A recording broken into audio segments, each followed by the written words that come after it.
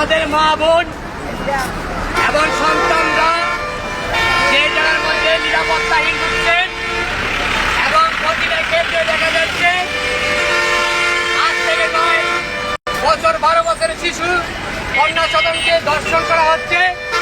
সেই ধর্ষণের প্রতিবাদে আজকে এই মানব সমাজ সেবা ফাউন্ডেশনের পক্ষ থেকে আমরা যে প্রতিবাদ এবং আসিয়া ধর্ষণের ফাঁসির জন্য যে গণমিছিল এবং মানববন্ধন কর্মসূচিতে আমরা সবাই অংশগ্রহণ করেছি, প্রথমে সবাইকে ধন্যবাদ জানাই।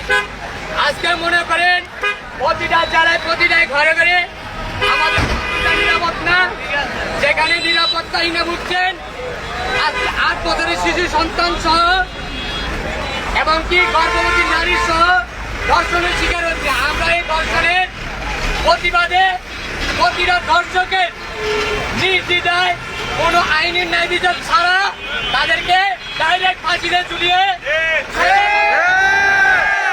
আমরা সবাই একত্র প্রকাশ করি যে তাদেরকে প্রকাশ্য দিবলোকে এই বাংলাদেশের মাটিতে ধর্ষকদের প্রতিটা ক্ষেত্রে প্রতিটা জায়গায় প্রতিটা জেলায় গোলাঘাটের নিচে এই ধর্ষকদের ফাঁসিতে ঝুলিয়ে তাদের সাজা ভোগ করতে হবে।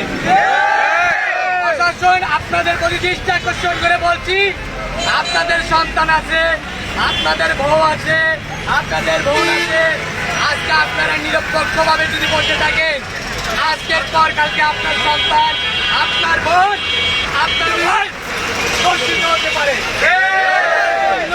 প্রতিটা ক্ষেত্রে আপনারা নিজের সন্তান হিসাবে আজকে আসছি আমাদের সন্তানের মতো, বোনের মতো। ওই কেন কি দোষ ছিল ও কেন আজকে এই ধর্ষিত হয়ে এই পৃথিবী ছেড়ে চলে যেতে হচ্ছে? প্রশ্ন, যেসব আইনজীবী অ্যাডভোকেট যারা আছেন তারা কখনোই দর্শকের পক্ষ হয়ে আইনের পক্ষে লড়বেন না এবং দর্শকের পক্ষে লড়বেন না, কারণ আজকে যদি তাদের পক্ষে লড়েন তাহলে আপনিও এই দর্শকের সমান অপরাধী হবেন। তবে আমরা যারা আছি সবাই এই বিপক্ষে প্রতিটা ক্ষেত্রে আমরা প্রতিবাদ জানাবো। প্রতিটা ক্ষেত্রে আমরা সাধারণ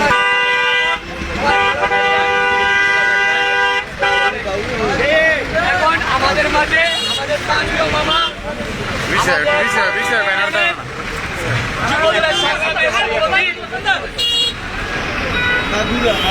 যুবদলের সংগ্রামের সভাপতি জরুরুল রাসেল আপনাদের মাঝে কিছু কথা বলবেন।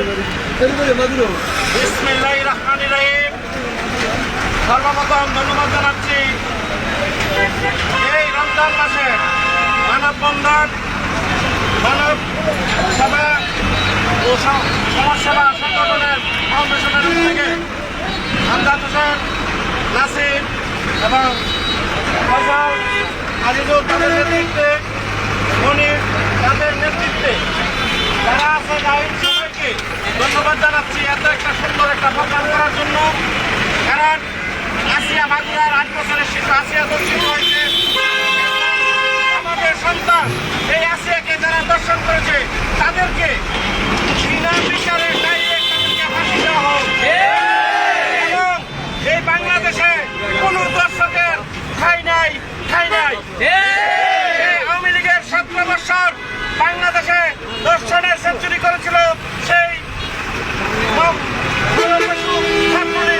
ছাত্রলীগ এখন বাংলাদেশে নাই, কিন্তু তারা আবার ষড়যন্ত্রের মাধ্যমে বাংলাদেশকে একটি অকার্যকর রাষ্ট্র পরিণত করার জন্য তারা উঠে পড়ে লেগেছে।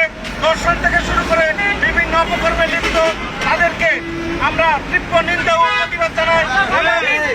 দর্শকের বাংলাদেশে নাই এই বলে আমি আমার সংক্ষিপ্ত বক্তব্য শেষ করলাম এবং রমজানের মুবারক জানিয়ে সবাইকে আসসালামু আলাইকুম বুঝিয়ে দিলাম। দর্শকের ঠাঁই নাই, দর্শকের ঠাঁই নাই, আসিয়া দর্শকের ঠাঁই নাই, আসিয়া দর্শকের ঠাঁই নাই, দর্শকের ফাঁসি চাই, ফাঁসি চাই, ফাঁসি চাই, ফাঁসি চাই, ফাঁসি চাই।